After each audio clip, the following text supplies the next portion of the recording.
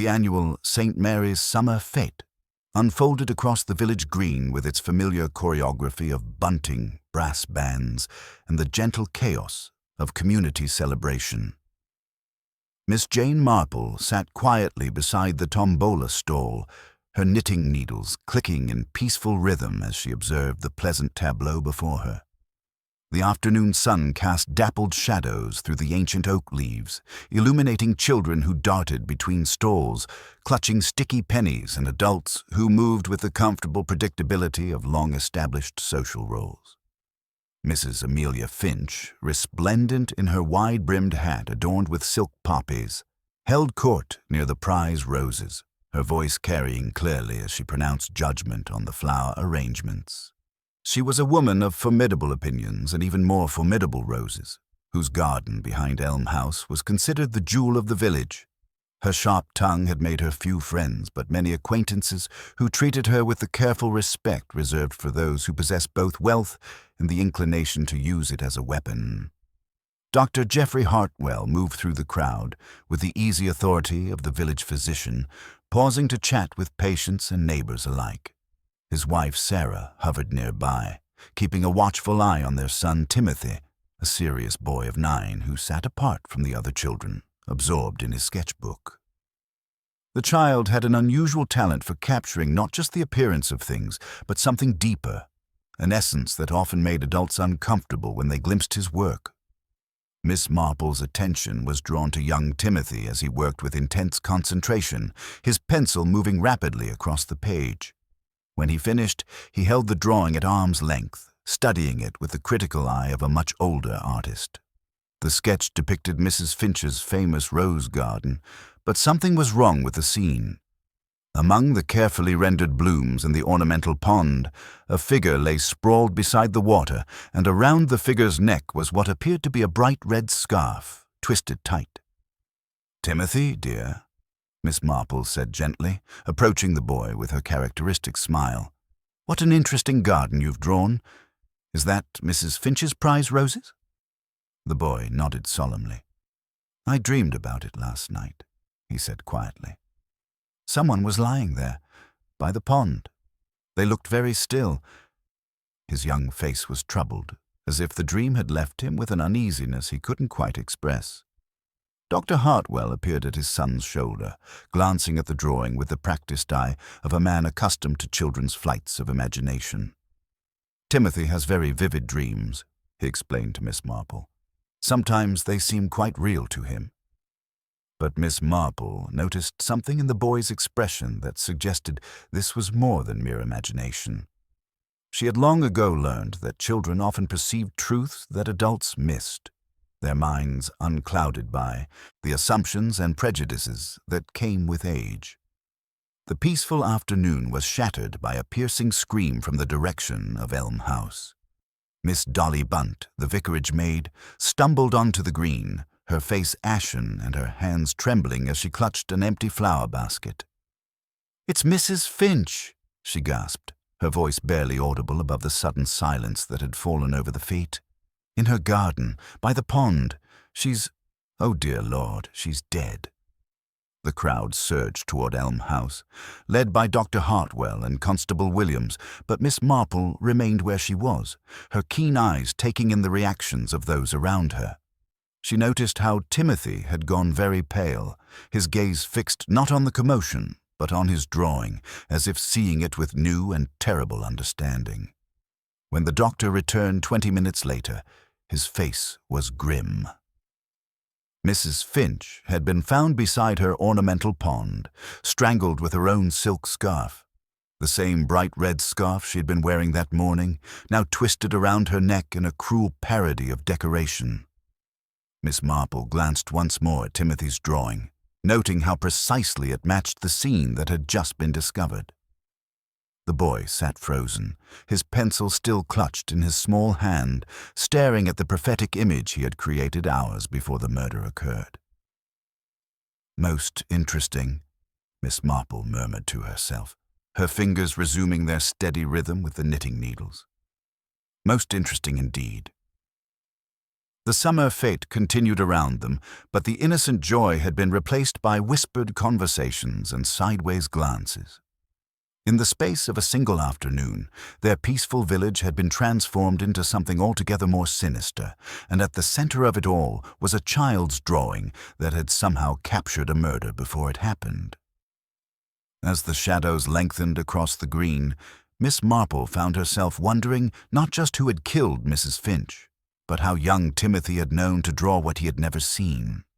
The peculiar hush that settled over the summer fete was unlike any silence Miss Marple had witnessed in her many years of village observation. It possessed the quality of held breath, as if the entire community had collectively paused between shock and the inevitable rush of speculation that would follow. Constable Williams, perspiring despite the cooling evening air, moved with the careful authority of a man suddenly thrust into circumstances far beyond his usual purview of minor disputes and traffic violations. Dr. Hartwell emerged from Elm House with the controlled composure that medical training provides, but Miss Marple's keen eyes detected the subtle signs of distress beneath his professional demeanor.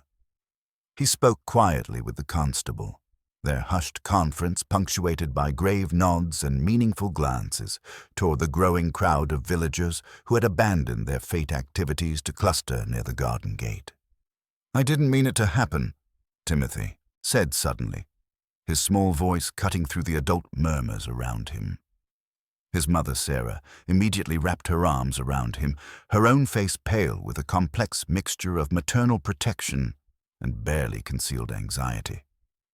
"Of course you didn't, darling," Sarah murmured, but her eyes sought Miss Marple's over her son's head, silently pleading for the reassurance that only another woman might provide. Miss Marple set aside her knitting and approached them with the gentle authority that had served her well in countless similar moments.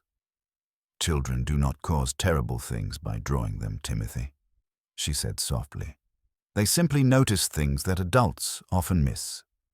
I once knew a little boy who drew his grandmother's spectacles with a crack in the left lens 3 days before she admitted to anyone that she had dropped them. He had observed how she squinted when reading, you see." Timothy looked up at her with the solemn attention that sensitive children reserve for adults who speak to them as equals. "I smelled geraniums in my dream," he said quietly. "The red ones that grow in pots. And I heard someone walking very quietly, like they didn't want to wake anyone." Sarah's grip on her son tightened almost imperceptibly, but Miss Marple noted the reaction with interest. The conservatory at Elm House was famous throughout the village for Mrs. Finch's prized collection of overwintering geraniums, their pungent scent distinctive and memorable. As the evening shadows lengthened, the village's natural tendency toward gossip and speculation began to assert itself with increasing vigor. Near the beer tent, Mr. Lionel Pierce, whose striped waistcoat and silver watch chain proclaimed his position as chairman of the parish council, held court with the authority of a man accustomed to being heard. "Mark my words," he declared, removing an unlit cigar from his silver case and brandishing it for emphasis. "This is the work of an outsider. We've had gypsies camping in Farmer Hendrick's lower field, and everyone knows what sort of people they attract to the area." But Mrs. Pemberton, the postmistress whose position afforded her intimate knowledge of the village's correspondence, shook her head vigorously. "It's that gardener, Thomas Rudd, if you ask me. Mrs. Finch gave him notice just last week, though she changed her mind when he came to collect his wages. She liked to keep people in a state, did Mrs. Finch. Made her feel powerful. Miss Dolly Bunt, having been administered a restorative tot of brandy by the vicar's wife, had recovered sufficiently to repeat her account of the discovery. Her voice still trembled as she described finding the side gate ajar, a detail that Miss Marple filed away with particular interest, as Mrs. Finch was known to be meticulous about securing her property. "She was lying there by the ornamental pond," Dolly whispered, "with that red silk scarf twisted about her poor throat and her hat knocked sideways in the grass, like she'd been at the seaside instead of—" She shuddered and could not finish the sentence. Miss Marple excused herself from the increasingly agitated crowd and took a quiet walk along the hedge path that bordered the lane behind Elm House. From this vantage point, she could observe the side gate that Dolly had mentioned without appearing to do so deliberately. The gate was now firmly closed, secured by Constable Williams, but the bolt mechanism was clearly visible from the garden side, designed to provide security for a lady working alone among her flowers. More interesting still were the subtle signs that most people would overlook entirely. The gravel just inside the gate showed the dark, fan-shaped stain where a watering can had been overturned and hastily righted, and there were delicate crescents in the damp stones where someone had stepped carefully, lifting wet grit with their shoes. A single thread of pale fabric, almost white but with the worn quality of something that had once been colored, clung to a thorn on the climbing rose that framed the gate. Miss Marple did not disturb this evidence, but she noted its significance. In her experience, people who committed crimes in haste often left such telling traces, particularly when they were familiar with their surroundings and believed themselves unobserved. By evening, Inspector Mayhew had arrived from the county headquarters, a competent man with the methodical approach that Miss Marple had learned to respect in professional investigators. He immediately began the systematic questioning that such cases required, starting with those who had discovered the body and those who had been closest to Mrs. Finch in her final days. Thomas Rudd, the gardener, was among the first to be interviewed, a weathered man in his 50s with the strong hands of someone who had spent his life coaxing beauty from soil. He sat in the vicar's study with the resigned dignity of a man accustomed to being blamed for things beyond his control. 30 years I worked for Mrs. Finch, he told Inspector Mayhew, his voice steady despite the circumstances. She could be difficult, I'll grant you that, but she wasn't always so sharp-tongued. It was after Mr. Finch died that she changed, became bitter. I think she was lonely, though she'd never admit such a thing. Miss Marple, who had been invited to take tea with the vicar's wife during the interview, listened with the careful attention she reserved for moments when human nature revealed itself most clearly. Thomas Rudd's grief seemed genuine, complicated by years of patient service to a woman who had grown increasingly difficult with age and isolation. As night settled over the village, Miss Marple made her way home through streets that hummed with nervous energy. In cottage windows, she glimpsed the silhouettes of neighbors engaged in urgent conversation, their voices carrying fragments of theory and suspicion into the cooling air. The peaceful rhythm of village life had been shattered, replaced by the uncomfortable awareness that a murderer walked among them. In his bedroom at the doctor's house, Timothy lay awake long after his parents believed him to be sleeping. The strange compulsion that had driven him to draw Mrs. Finch's death scene returned with renewed intensity, and he found himself reaching for his pencil once more. On the back of his fate program, he sketched with the same unconscious precision that had marked his earlier drawing. A gate with a crooked hinge, a woman's hat brim casting shadows like a small roof, and 3 small semicircular marks in the gravel that might have been made by heavy keys dropped and quickly retrieved. He studied the drawing with the critical eye of a child who knew he had captured something important but could not yet understand its significance. The image troubled him in ways he could not articulate, carrying with it the lingering scent of geraniums and the memory of footsteps that had moved with deliberate stealth through his dreams.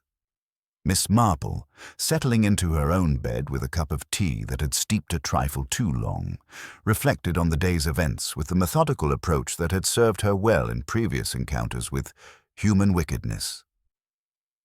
The child's drawing remained at the center of her thoughts, not because she believed in supernatural premonitions, but because she suspected it contained clues that everyone else was missing. In her experience, the truth of such matters lay not in the loudest accusations or the most obvious suspects, but in the small inconsistencies and telling details that revealed themselves to those patient enough to observe and wise enough to understand what they had seen.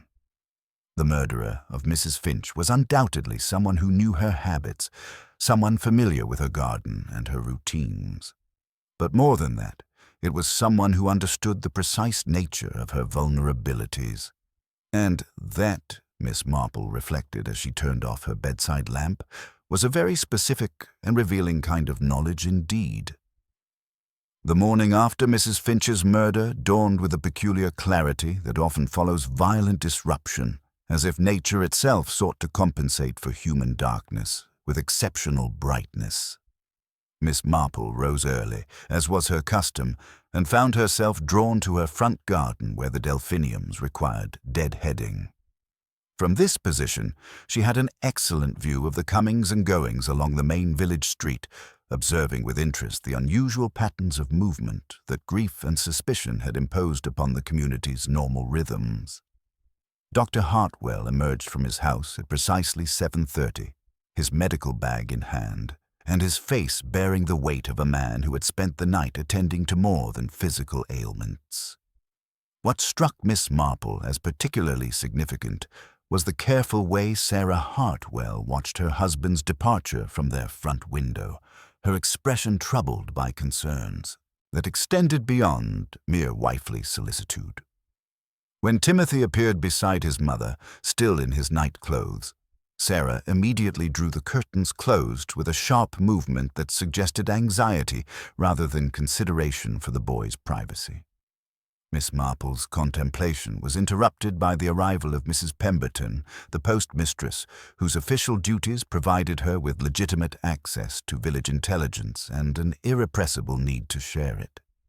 She approached the garden gate with the purposeful stride of someone bearing news of considerable importance.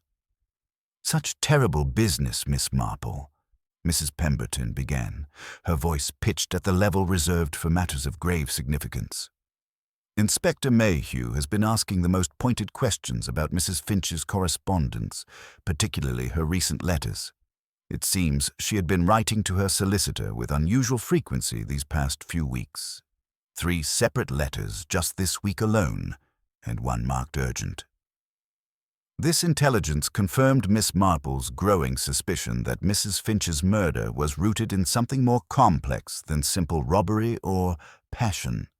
In her experience, elderly ladies who increased their correspondence with legal professionals were often contemplating changes to their wills, creating motives for murder among those who stood to gain or lose by such alterations. As Mrs. Pemberton continued her rounds, Miss Marple noticed Thomas Rudd making his way slowly along the opposite side of the street. The gardener moved with the careful deliberation of a man conscious of being observed and judged, his shoulders bearing the weight of suspicion that inevitably fell upon those whose relationships with murder victims had been marked by recent difficulties. She called out to him with gentle authority. "Mr. Rudd, I wonder if you might spare a moment to advise me about these delphiniums. They seem rather more vigorous this year than usual." Thomas Rudd approached with visible relief, clearly grateful for any interaction that treated him as something other than a potential murderer.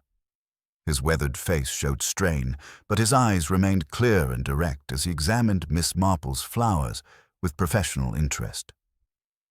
"They've had good conditions this year," he said quietly. Mrs. Finch's delphiniums were much the same, though she was always fussing with them, adding this fertilizer and that treatment. Never could leave well enough alone. He paused, glancing around to ensure they were not overheard. "The truth is, Miss Marple, I was planning to give notice myself before this terrible business happened. Mrs. Finch had become difficult to work with, always watching, always finding fault." This admission struck Miss Marple as significant, though not in the way Inspector Mayhew might interpret it. A man planning voluntary departure was unlikely to risk everything by murdering his employer, when leaving would solve their deteriorating relationship. "That's what made it so strange," Thomas continued, his voice dropping confidentially. "She wasn't alone as much as people thought. These past few weeks I'd noticed signs that someone had been visiting the house regularly. Fresh teacups in the sink when I arrived mornings, chairs moved in the sitting room. Mrs. Finch never mentioned having guests, but someone was certainly calling on her with frequency." Miss Marple felt the familiar stirring of interest that accompanied significant clues. Mrs. Finch's reputation as a reclusive and difficult woman made regular visitors particularly noteworthy, especially if she had chosen to keep these visits secret. Their conversation was interrupted by Inspector Mayhew's arrival, who approached with measured stride. "Mr. Rudd, I wonder if you might accompany me to the station for more detailed discussion of your movements yesterday afternoon." Thomas Rudd straightened with dignity. "Of course, Inspector, though I've told you everything I know about poor Mrs. Finch." As they walked away, Miss Marple noticed several curtains twitching along the street, marking their progress with intense attention. She also observed that Dr. Hartwell had returned from his morning rounds and now stood at his garden gate, watching the inspector and Thomas Rudd with barely concealed anxiety. More intriguing still was Timothy at his bedroom window, face pressed against glass as he stared down at the street below. The boy held his sketchbook against his chest with both arms, clutching it as if it contained secrets too dangerous for adult eyes. Later, Miss Marple took a quiet walk along the hedge path behind Elm House. The side gate was now firmly secured by Constable Williams, but she could observe the mechanism clearly. The lower hinge was crooked from years of bearing weight in wet winters. She lifted the latch slightly, just enough to feel the pull of age and hear the faint beginning of a squeal. A simple upward lift of the wood quieted it entirely. A familiar friend would know to do that. An intruder would blunder, announcing himself with complaint of iron upon iron. On the gravel just inside, yesterday's fan-shaped damp had dried at the edges, and in it a small scatter of odd half-moons nicked the surface. 3 close together, not footprints, but as if a compact metal circle with protrusions had struck and bounced. A chatelaine of keys, perhaps, or a household ring with fobs. Near the climbing rose that framed the gate, a single thread of pale fabric, almost white but with the worn quality of something once colored, clung to a thorn. Miss Marple did not disturb this evidence, but she noted its significance with growing interest. The morning sun climbed higher, bringing another day of speculation and suspicion. But Miss Marple felt increasingly confident that the truth lay not in obvious explanations being pursued by official investigation, but in subtle patterns of behavior and small inconsistencies that revealed themselves to those patient enough to observe and wise enough to understand what they had seen. The mysterious visitor, the urgent legal correspondence, and the careful evidence left at the scene all pointed toward a complexity that extended far beyond the simple crime Inspector Mayhew appeared to be investigating. The remainder of that day settled over the village with the peculiar weight that follows public revelation, as if the very air had thickened with unspoken implications and barely contained anxieties. Miss Marple found herself drawn to her front garden, where the late roses required attention, though her true purpose was observing the subtle changes in her neighbors' behaviors now that Mrs. Finch's proposed will had become common knowledge. Inspector Mayhew had established himself in the vicar's study with methodical efficiency, summoning witnesses and suspects with the systematic approach that Miss Marple had learned to respect in professional investigators. The first to be called was Mr. Lionel Pierce, whose silver watch chain caught the afternoon light as he strode toward the vicarage, with the controlled fury of a man whose life's work had been rendered meaningless by an elderly woman's charitable impulses. Through the thin walls of the vicar's study, Pierce's voice carried clearly as he expressed his outrage at the trust arrangements that would make the parish council's road improvement scheme legally impossible. 30 years of planning, Inspector. 30 years of patient negotiation and reasonable compromise, all destroyed by one woman's last-minute whim. It's unconscionable interference with civic progress. Miss Marple, positioning herself near the morning room where she could observe comings and goings while appearing to tend her correspondence, noted how Pierce's hand instinctively pressed against his waistcoat pocket when agitated, creating a distinctive metallic whisper from the heavy ring of keys within. The sound was neither loud nor careless, but possessed the precise bell-like quality that Timothy had described in his prophetic dreams. When pressed about his familiarity with Mrs. Finch's property, Pierce's response revealed knowledge that struck Miss Marple as particularly significant. "That wretched side gate has needed proper repair for years," he declared dismissively. "Squeaks like a nest of disturbed mice unless one lifts the latch properly to take the weight off the hinges. I've mentioned it to Mrs. Finch repeatedly during our boundary discussions." Such specific mechanical knowledge suggested repeated visits to the property, despite Pierce's claims that their interactions had been limited to formal correspondence and brief consultations at the front entrance. Miss Marple filed this information away with growing interest, recognizing the pattern of intimate familiarity disguised as a casual observation. The afternoon brought Dr. Hartwell for his interview, and Miss Marple observed with keen attention how the usually composed physician struggled to maintain his professional demeanor. His revelation that Mrs. Finch had consulted him about persistent headaches and memory concerns cast her urgent legal activity in an entirely different light. If she had been experiencing genuine cognitive difficulties, the rush to complete her will changes became not merely charitable impulse, but desperate necessity. She was quite concerned about her mental capacity, Dr. Hartwell reported with careful precision.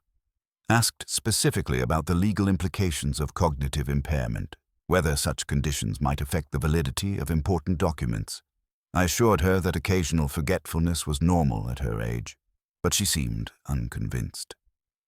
Miss Marple found the timing of this revelation curious, however. Such medically significant information would normally be shared immediately with investigating authorities, not recalled days later as an apparent afterthought. The doctor's manner during his report struck her as rehearsed rather than spontaneous, suggesting careful preparation rather than genuine recollection. More intriguing still was Sarah Hartwell's behavior throughout her husband's interview. She sat quietly in the vicar's morning room, ostensibly helping Mrs. Clement with parish correspondence, but Miss Marple observed how Sarah's attention remained fixed on the study door. When voices rose during particularly intense questioning, Sarah's hand would move instinctively to her cardigan pocket, where keys made the faintest tinkling sound, so slight as to be easily dismissed, yet perfectly matching Timothy's description of small bells from his dreams. As the official interviews concluded, Miss Marple encountered young Timothy in the churchyard, where he sat beneath the ancient yew tree with his sketchbook open on his knees. His latest drawing depicted Mrs. Finch's side gate with remarkable precision, showing not only the crooked hinge mechanism, but 3 distinct semicircular impressions in the gravel just inside the entrance.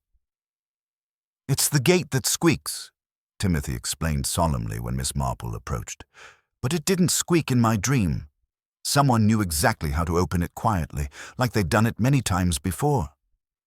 The drawing included other telling details: a faint outline of a gloved hand reaching toward the latch, and what appeared to be small metallic objects scattered near the ornamental pond. Timothy's unconscious observations were providing evidence that the official investigation was overlooking, revealing patterns of behavior that pointed toward a solution far more complex than Inspector Mayhew's straightforward approach seemed to recognize. Later, Miss Marple made a quiet visit to Elm House, where Constable Williams obligingly showed her through the conservatory. The sharp, medicinal scent of geraniums pressed upon the air with almost overwhelming intensity, and Miss Marple noted how a watering can lay overturned beneath the shelf of scarlet blooms, a detail that connected perfectly with the fan-shaped damp mark she had observed on the gravel by the side gate. In the morning room, 2 teacups remained on a tray, one from Mrs. Finch's dainty Limoges set, and another, sturdier piece with a rim worn faintly by frequent use. The tray had been arranged with a precision that was somehow wrong. Lemon slices laid the incorrect way, sugar tongs placed to the left, and a spoon with a tiny nick that Mrs. Finch would never have tolerated for guests. These small discourtesies spoke volumes about the identity of her final visitor. As evening settled over the village, Miss Marple reflected on the accumulating evidence that pointed toward a truth far more disturbing than simple greed or passion. The mysterious female visitor Thomas Rudd had observed, the urgent legal correspondence, the careful knowledge of property details, and Timothy's remarkably accurate sketches all suggested that Mrs. Finch's murder had been committed by someone whose position in the community provided both opportunity and protection from suspicion. The investigation was approaching its crucial phase, where accumulated observations would soon demand systematic examination, and the careful facade of respectability would finally reveal the desperate reality hidden beneath its surface. Miss Marple found herself increasingly certain that the solution lay not in the obvious suspects being pursued by the official investigation, but in the subtle patterns of behavior exhibited by those who appeared most helpful, most concerned, and most eager to assist in bringing the case to a satisfactory conclusion. The truth, as always, was hiding in plain sight, waiting for the right moment to reveal itself to those who understood that the most dangerous criminals were often those whose very respectability made them invisible to conventional scrutiny. The following morning brought with it the particular quality of light that often follows tragedy in small communities, where ordinary sunshine seems somehow more deliberate, as if nature itself were attempting to restore normalcy through sheer persistence.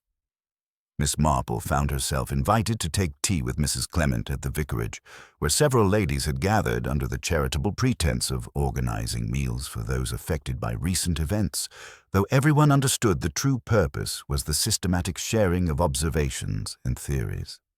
Inspector Mayhew had established his temporary headquarters in the vicar's study, from which a steady stream of witnesses and potential suspects emerged with varying degrees of composure.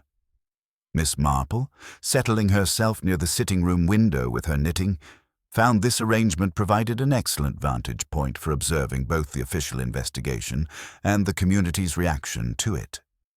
Mrs. Pemberton, whose position as postmistress afforded her intimate knowledge of the village's correspondence patterns, held court near the tea service with the authority of someone possessing crucial intelligence.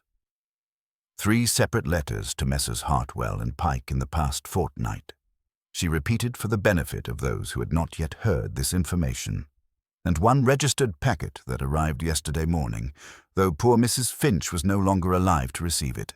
Most irregular timing, if you ask me. Miss Marple's knitting needles paused almost imperceptibly at this detail. The timing was indeed significant, suggesting that whatever legal matter Mrs. Finch had been pursuing had reached a critical juncture precisely when her life ended. In her experience, such coincidences were rarely accidental, particularly when elderly ladies increased their correspondence with solicitors. The conversation was interrupted by the arrival of a precise young man in a dark suit, carrying a leather attaché case with the careful bearing of someone accustomed to handling confidential matters. Mr. Ellison from Messrs. Hartwell and Pike had come, he explained to Inspector Mayhew, in response to the urgent circumstances surrounding his client's death. Miss Marple, while appearing entirely absorbed in counting stitches, found herself positioned to overhear the essential details of their conversation. Mrs. Finch had indeed been in the process of making substantial changes to her will, changes that would have created considerable surprise and, Mr. Ellison delicately suggested, some disappointment among those who had perhaps assumed her generosity would continue in its established patterns. The proposed alterations were striking in their scope and specificity.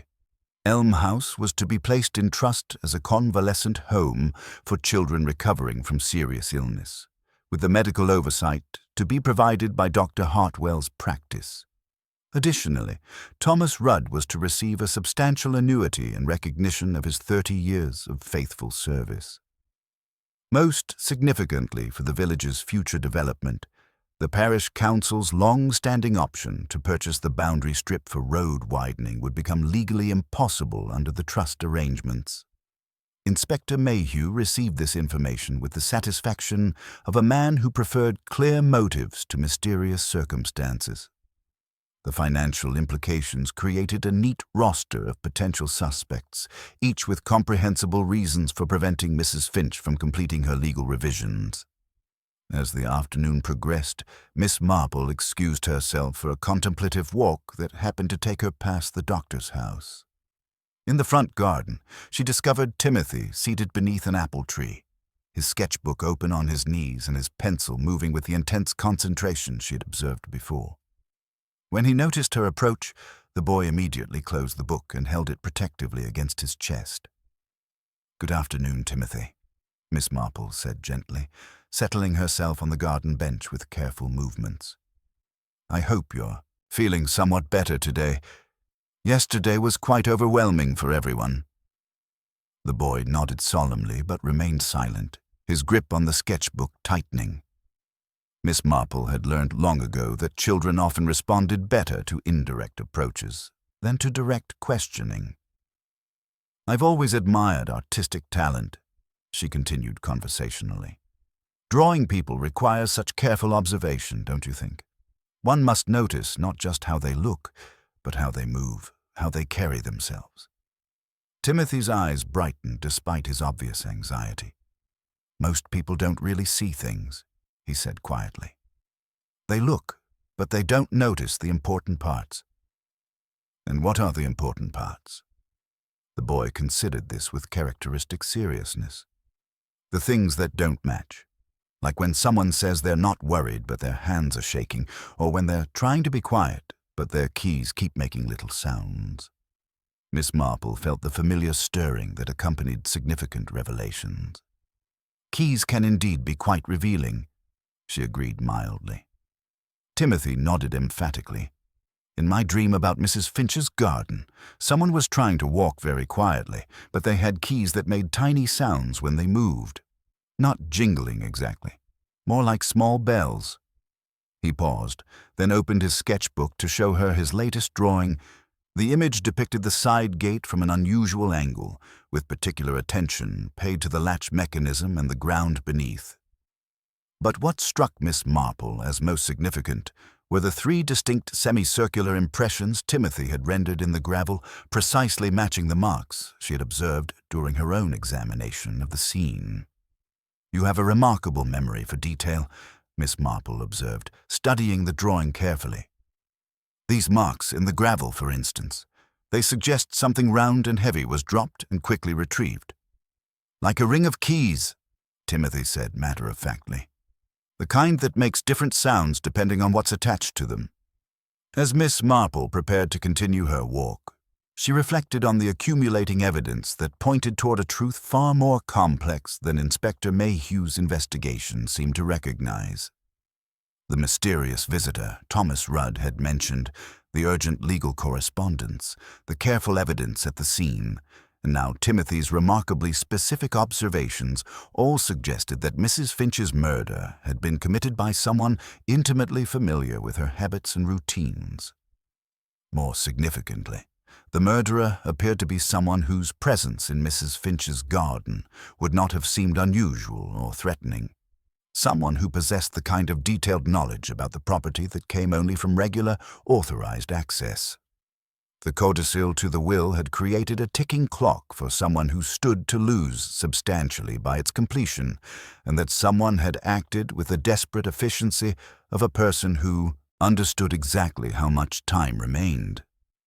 As the shadows lengthened across the village green, Miss Marple found herself increasingly certain that the solution lay not in the obvious suspects being pursued by the official investigation, but in the subtle patterns of behavior and small inconsistencies that revealed themselves to those patient enough to observe and wise enough to understand what they had seen.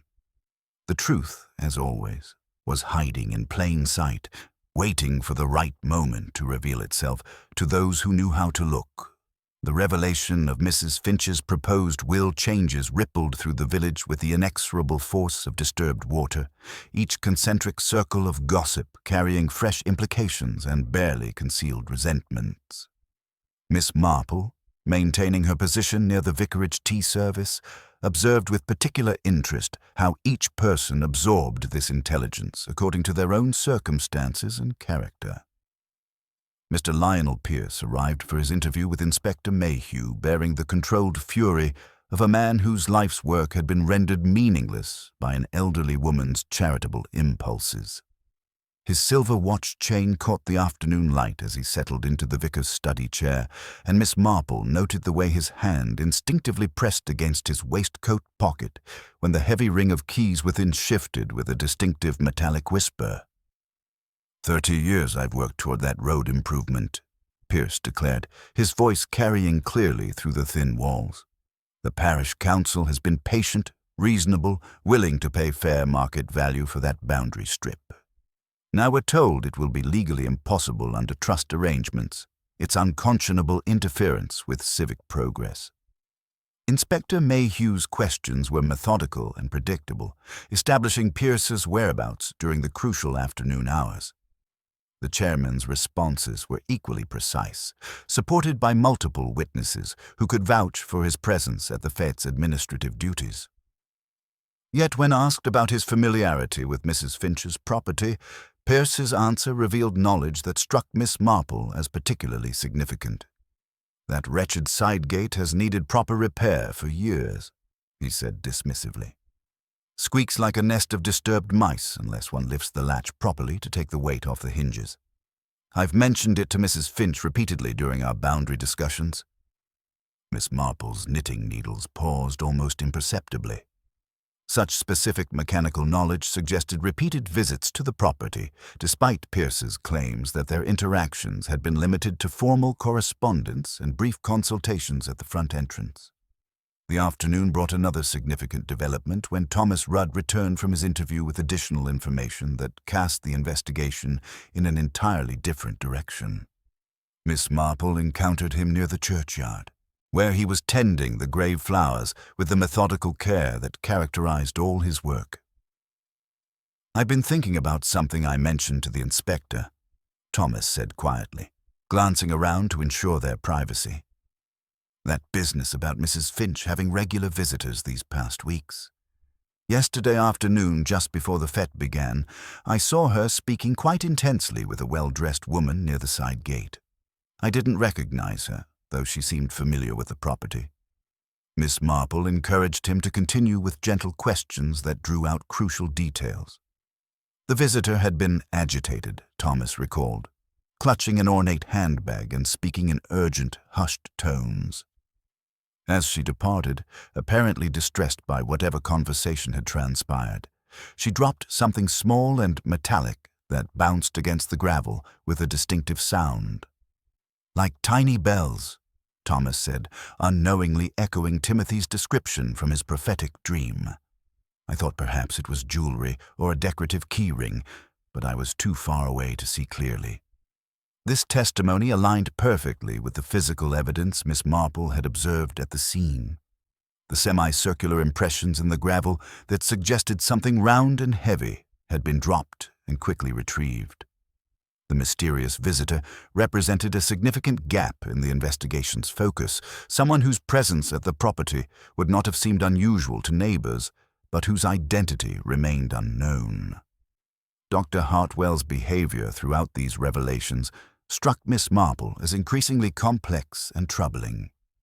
When the will's provisions regarding the children's convalescent home were discussed, his response carried undertones of anxiety that extended beyond mere professional concern.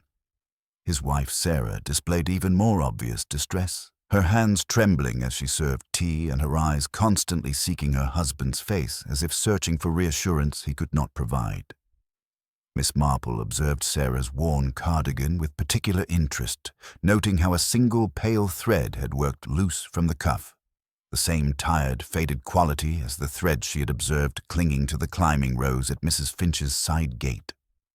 When Sarah shifted in her chair, the keys in her pocket produced a delicate, bell-like sound that perfectly matched Timothy's description and Thomas Rudd's testimony about the mysterious visitor's dropped object. The accumulating evidence painted a picture far more complex than Inspector Mayhew's straightforward investigation seemed to recognize. The urgent legal correspondence, the mysterious female visitor, the careful staging of physical evidence, and the intricate web of financial motives all suggested that Mrs. Finch's murder had been committed by someone whose position in the community provided both opportunity and protection from suspicion. As evening approached, Miss Marple found herself increasingly certain that the solutions lay not in obvious suspects like Thomas Rudd or even ambitious civic leaders like Lionel Pierce, but in the subtle patterns of behavior exhibited by those whose reactions to the will's provisions revealed more than they intended. The murderer had made one crucial error in their planning. They had assumed that their position of trust and respectability would shield them from scrutiny, not anticipating that careful observation might reveal the truth hidden beneath layers of social propriety and professional authority. The truth, as always in such matters, was hiding in plain sight, waiting for the right moment to reveal itself to those who understood that the most dangerous criminals were often those who appeared most helpful, most concerned, and most eager to assist in bringing the investigation to a satisfactory conclusion. The morning following these accumulating revelations brought with it a development that transformed the investigation's tenor from methodical inquiry to urgent concern. Sarah Hartwell arrived at the vicarage in considerable distress, her pale cardigan buttoned incorrectly and her usually composed demeanor replaced by barely controlled agitation. Timothy's precious sketchbook had vanished during the night, taken from his bedside table while the household slept. Inspector Mayhew, initially inclined to dismiss a child's missing drawings as inconsequential compared to murder, found his perspective altered when Miss Marple quietly observed that someone had considered those drawings significant enough to risk entering the doctor's house under cover of darkness. The theft represented a calculated escalation, suggesting that the murderer recognized the dangerous accuracy of Timothy's unconscious observations. The boy himself was inconsolable, not merely for the loss of his artwork, but for reasons he could not articulate. "They were important," he whispered to Miss Marple when she called to offer comfort. "The drawings showed things people didn't want to remember." His young face bore the troubled expression of someone who understood that his innocent sketches had somehow threatened a carefully constructed deception. Miss Marple found Sarah Hartwell in the morning room, wringing her hands with mechanical repetition while staring fixedly at the garden beyond the window. "Who would steal a child's drawings?" Sarah asked, her voice carrying a tremor that seemed to vibrate with more than maternal concern. "What possible harm could Timothy's pictures cause to anyone?" "Sometimes," Miss Marple replied gently, settling herself in the adjacent chair, "children capture truths that adults prefer to keep hidden. Their observations are unclouded by the assumptions and prejudices that age brings with it." As they spoke, Miss Marple noticed several telling details that reinforced her growing certainty about the case's resolution. Sarah's ornate handbag sat on the hall table, its clasp bearing a fresh scratch that suggested recent, perhaps hasty, use. More significantly, when Sarah shifted nervously in her chair, the keys in her cardigan pocket remained completely silent, as if she had learned to control their betraying sounds through conscious effort. The afternoon brought another witness forward, though one whose testimony required careful evaluation. Mrs. Violet Carmichael, whose cottage overlooked Mrs. Finch's back garden, reported seeing a figure in light-colored clothing near the ornamental pond during the crucial time period. Her account seemed to provide the concrete evidence Inspector Mayhew had been seeking, describing someone who moved with familiar knowledge of the garden's layout. However, Miss Marple's subsequent examination of Mrs. Carmichael's vantage point revealed significant problems with this testimony. The witness claimed to have observed these events while taking her customary 3 o'clock tea, yet the Summer Fates brass band had been performing directly outside her cottage during that exact period. Moreover, the mature apple tree between her window and Mrs. Finch's pond would have created intermittent visual obstruction, particularly given the afternoon sun's angle. Most troubling was the realization that any murderer familiar with village routines would have known about Mrs. Carmichael's habitual window watching. The testimony, rather than providing genuine evidence, suggested deliberate misdirection by someone who understood how to manipulate the investigation's focus. As evening approached, Miss Marple made a discovery that crystallized her understanding of the case's true dimensions. While offering to help Timothy organize his remaining art supplies, she found a small silver button on his windowsill, distinctive for its delicate scrollwork pattern. The button clearly did not belong to the boy's clothing, nor to anything else in his room. Its presence suggested it had been lost during the hasty removal of the sketchbook, dropped by someone whose elegant accessories betrayed their identity even as they attempted to erase evidence of their crime. The accumulating proof painted a picture of calculated deception executed by someone whose position in the community provided both opportunity and protection from suspicion. The mysterious female visitor Thomas Rudd had observed, the careful staging of physical evidence at the murder scene, the convenient but flawed witness testimony, and now the desperate theft of Timothy's drawings all pointed toward a conclusion that would shock the village but satisfy the requirements of justice. Miss Marple reflected on the murderer's fundamental error in judgment.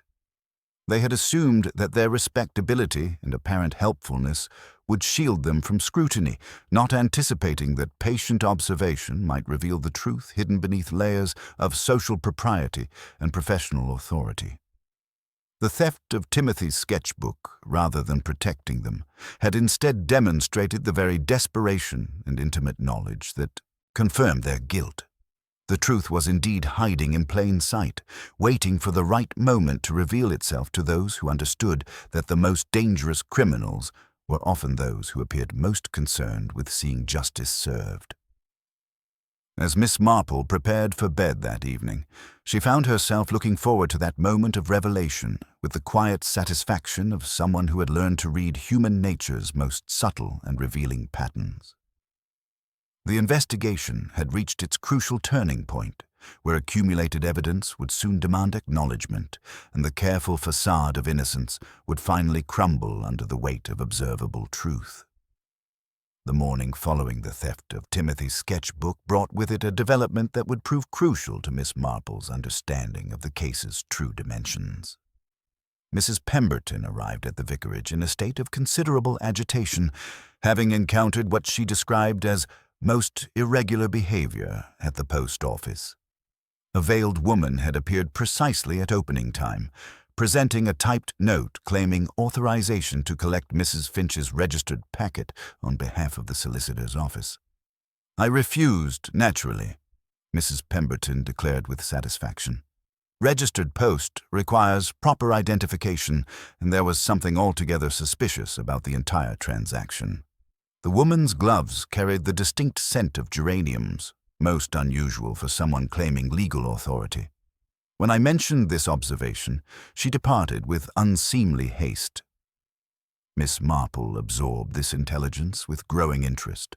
The timing was particularly significant, occurring so soon after Timothy's drawings had been stolen, suggesting that someone was desperately attempting to prevent certain information from reaching official attention.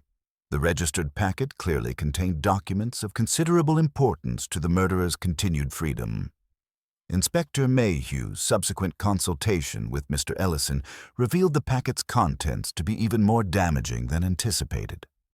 Beyond the final trust documents, Mrs. Finch had included a confidential letter expressing specific concerns about financial irregularities in Dr. Hartwell's practice. She had requested detailed assurances regarding the separation of charitable funds from personal accounts, having recently discovered discrepancies that troubled her greatly. Mrs. Finch was most particular about proper oversight, Mr. Ellison explained delicately. She had acquired information that made her cautious about placing such substantial resources under medical supervision without adequate safeguards. This revelation transformed the investigation's focus entirely.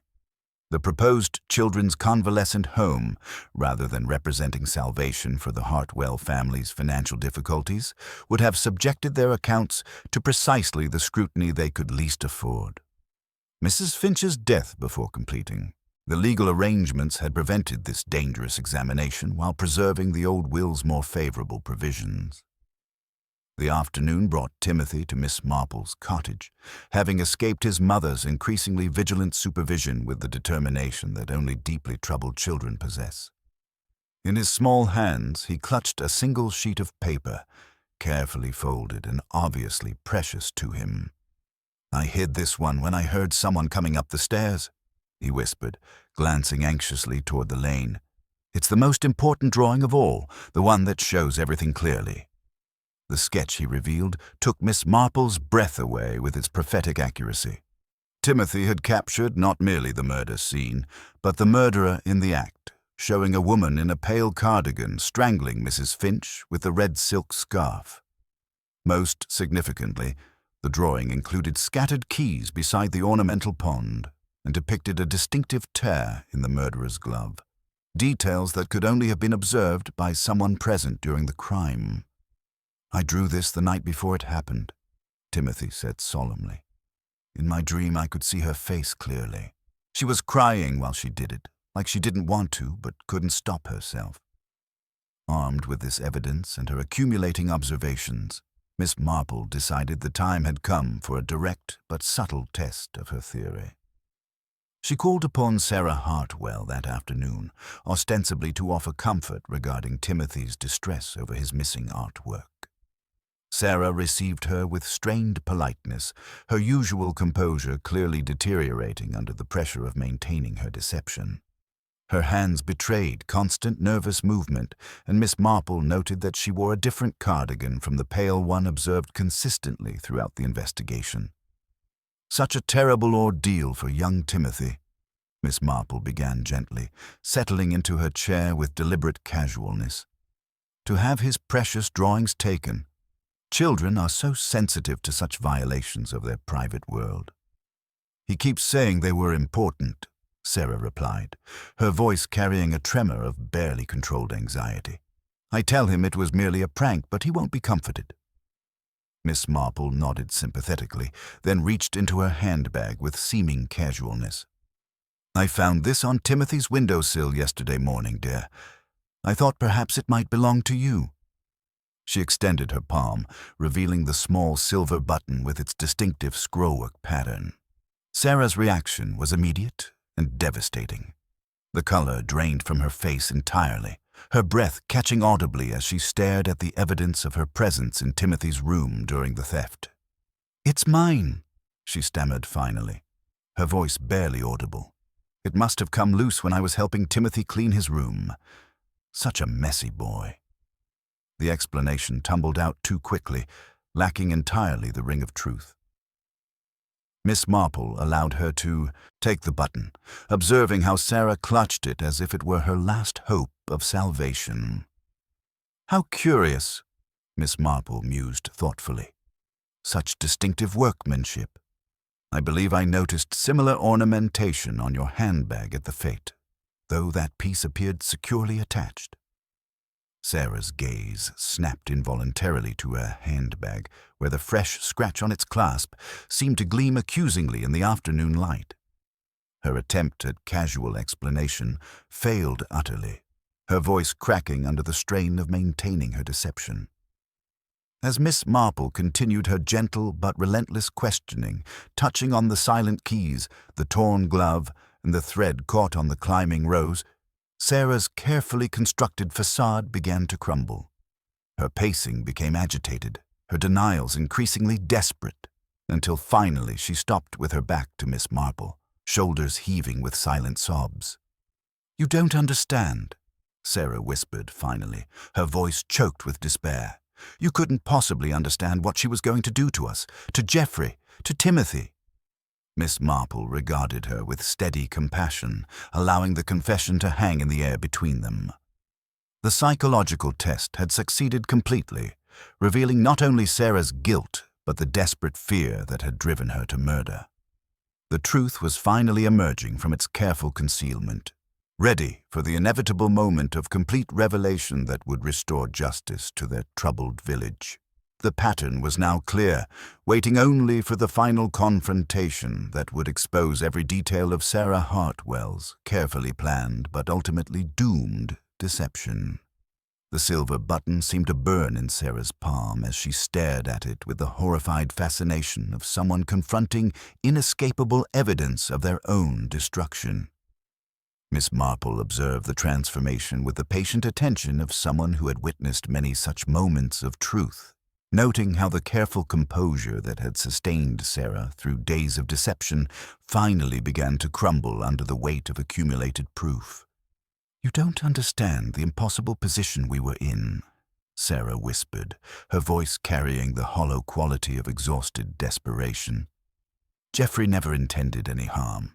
The borrowing from the practice accounts was meant to be temporary, just until we could manage Timothy's medical expenses properly." Miss Marple settled more comfortably in her chair, recognizing that the confession would emerge in its own time and rhythm. Sarah's hands twisted constantly in her lap, the missing button creating a small but visible gap in her cardigan's closure that seemed to represent the unraveling of her carefully constructed deception. "The specialists in London cost far more than a country doctor's income could support," Sarah continued, her voice gaining strength as the terrible burden of secrecy finally began to lift. "Timothy's condition required treatments we simply couldn't afford, through normal means. Jeffrey promised to repay everything when the summer patients arrived, but there were complications, delays that made proper restitution impossible. The financial trap had been absolute and inescapable, Miss Marple realized. Dr. Hartwell's reputation, his practice, and his family's future had hung in the balance of Mrs. Finch's discovery and her subsequent demands for immediate accountability. She found the irregularities 3 weeks ago during a consultation about establishing the children's home. Sarah's confession continued with gathering momentum. Mrs. Finch demanded a complete audit of all charitable funds, threatened to report Jeffrey to the medical board unless he could provide immediate restitution. The proposed trust arrangement would have subjected our accounts to precisely the scrutiny that would reveal years of desperate financial manipulation. Miss Marple could envision the scene with perfect clarity. The elderly woman's inflexible sense of duty confronting Sarah's desperate pleading. The terrible moment when reasonable discussion had transformed into something far more dangerous. "I went to see her that afternoon, before the fete began," Sarah whispered, tears beginning to flow freely. "I begged her to reconsider, to give us time to arrange proper repayment. But she was adamant about her legal obligations, about protecting charitable funds from what she called professional misconduct. The red silk scarf had been available. The ornamental pond had provided concealment, and the summer fete's cheerful noise had masked any sounds of struggle. Sarah's account emerged with painful precision, each detail confirming the evidence Miss Marple had so carefully observed. She turned away from me dismissively, said she had already written to the medical board, regardless of any promises I might make. I saw that bright red scarf around her neck, so mocking in its cheerful color, and something inside me simply snapped. Miss Marple nodded with gentle understanding, recognizing how desperation could transform an ordinary person into someone capable of violence. The physical details emerged naturally: the struggle beside the ornamental pond, the distinctive sound of keys falling and being hastily retrieved, the tear in Sarah's glove as she fled through the side gate. When Timothy showed me that first drawing, I realized he had somehow witnessed everything. Sarah's voice dropped to barely audible levels. Not physically present, perhaps, but connected to the truth in ways I couldn't understand. I had to retrieve those sketches before anyone else recognized their significance. At that moment, the sound of footsteps on the garden path announced Inspector Mayhew's arrival, accompanied by Dr. Hartwell, whose medical bag was clutched with white-knuckled intensity. Behind them walked Timothy, holding something carefully in his small hands with the solemn dignity of a child who understood he possessed crucial evidence. Missy Marple rose from her chair with quiet authority, understanding that the moment of complete revelation was approaching, but not yet complete. Sarah's confession had provided the emotional truth, but the systematic presentation of evidence would require the formal setting that only Inspector Mayhew could provide. I believe we shall need to continue this conversation in more official circumstances, Miss Marple said gently, her compassionate tone acknowledging Sarah's suffering while maintaining the requirements of justice. There are still details that must be properly examined, evidence that must be formally presented. As the small group prepared to move to the vicarage for the final confrontation, Miss Marple reflected on the tragic irony of the situation. Sarah's desperate attempt to protect her family had ultimately destroyed everything she had sought to preserve, creating a web of deception that could only end in complete exposure and the very ruin she had killed to prevent. The investigation had reached its crucial turning point, where accumulated evidence would demand formal acknowledgement and the careful facade of respectability would finally crumble under the weight of observable truth. All that remained was the systematic presentation of proof that would transform private confession into public justice, bringing their troubled village's ordeal to its inevitable conclusion. The vicar's study had taken on the solemn atmosphere of a courtroom, though one where justice would be tempered with compassion rather than harsh judgment. Inspector Mayhew occupied the desk chair with official authority, while the assembled gathering arranged themselves in a semicircle that encompassed the full spectrum of their small community's social fabric. Miss Marple positioned herself near the window, her knitting resting quietly in her lap as she prepared to weave together the final threads of a case that had tested her understanding of human desperation and maternal love. Sarah Hartwell sat with the rigid composure of someone who had exhausted all capacity for deception, her hands folded tightly in her lap to still their trembling. Beside her, Dr. Hartwell appeared to have aged decades in mere hours, his medical authority reduced to the hollow shell of a man confronting the complete destruction of everything he had worked to build. Timothy remained close to Miss Marple's chair, clutching the single drawing he had managed to preserve from the theft, his young face bearing the solemn weight of someone who understood that his innocent observations had somehow precipitated this terrible moment.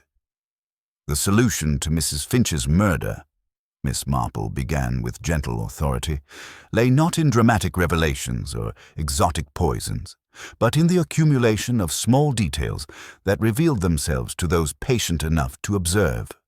The truth, as is so often the case, was hiding in plain sight among the everyday interactions of village life. She gestured toward Timothy's carefully preserved drawing, which depicted the murder scene with devastating accuracy. Young Timothy's remarkable gift for observation provided us with evidence that no adult witness could have offered.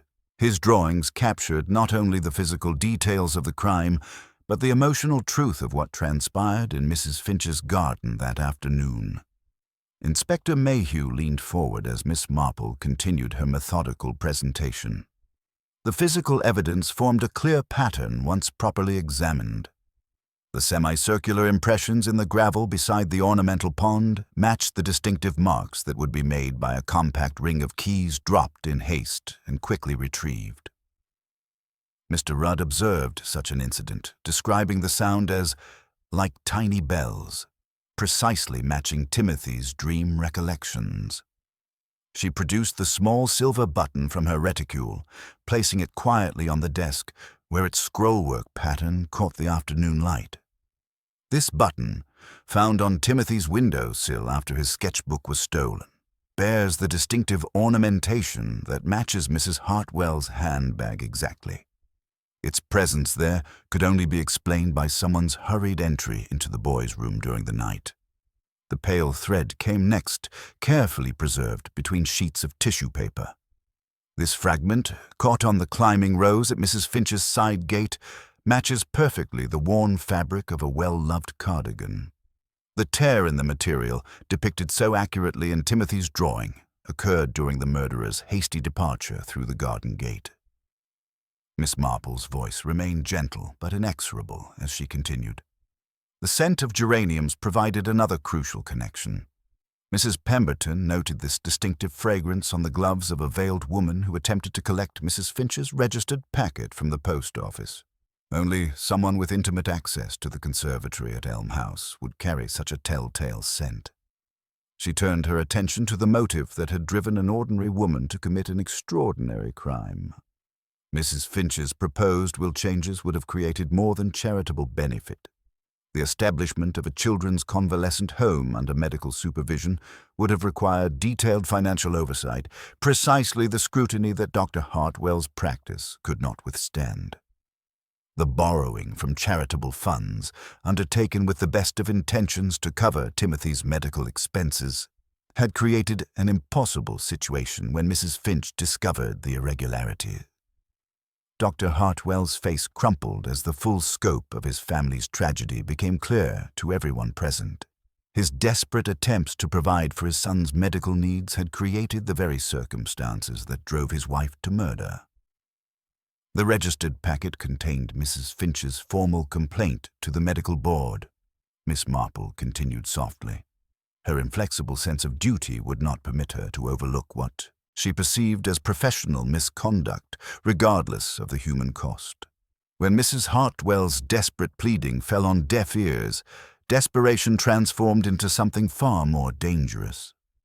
Sarah's carefully maintained composure finally shattered completely. She wouldn't listen, she whispered through tears that had been held back for days.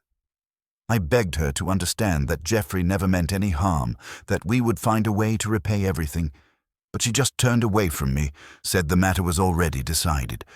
I saw that bright red scarf around her neck, so mocking in its cheerful color, and something inside me simply broke. The confession emerged in painful detail. The struggle beside the ornamental pond, the terrible moment when pleading became violence, the hasty attempt to stage the scene and flee through the side gate. Each element confirmed the evidence Miss Marple had so carefully assembled, creating an unbreakable chain of proof that left no room for doubt. Timothy approached his mother with the drawing that had started everything, his young voice clear despite the tears streaming down his face. I didn't mean for the pictures to hurt you, Mama. I just drew what I saw in my dreams. Sarah gathered her son into her arms with desperate tenderness, understanding that this might be their last embrace before official custody separated them. You did nothing wrong, my darling boy. Your pictures told the truth, and the truth was something I should never have tried to hide. Inspector Mayhew concluded the proceedings with formal charges, though his manner carried the subdued recognition that this was tragedy rather than simple criminality. As the official party prepared to depart for county headquarters, the weight of what had transpired settled over the village like a heavy blanket. Miss Marple remained in the vicar's study long after the others had gone, her knitting needles resuming their steady rhythm as she reflected on the case's deeper implications. Sarah Hartwell's crime had been motivated not by greed or malice, but by the desperate love of a mother willing to sacrifice everything for her family's welfare. The tragedy lay not in the murder itself, but in the accumulated pressures that had made such violence seem like the only available solution. As evening settled over the village, Miss Marple made her way home through streets that seemed to exhale collective relief at the resolution of their ordeal. The summer fete bunting still fluttered from cottage windows, but the innocent celebration belonged to a different world, one untouched by the knowledge that ordinary people could be driven to extraordinary crimes by circumstances beyond their control. In her sitting room, with tea steeped to perfect strength, Miss Marple reflected that some truths, once revealed, could never be forgotten. The village would heal, as villages always did, but the memory of these events would linger as a sobering reminder of human nature's capacity for both profound devotion and terrible destruction. In the end, perhaps that understanding was the most valuable lesson their peaceful community could learn from the tragedy that had begun with a child's prophetic drawing and ended with a mother's desperate love.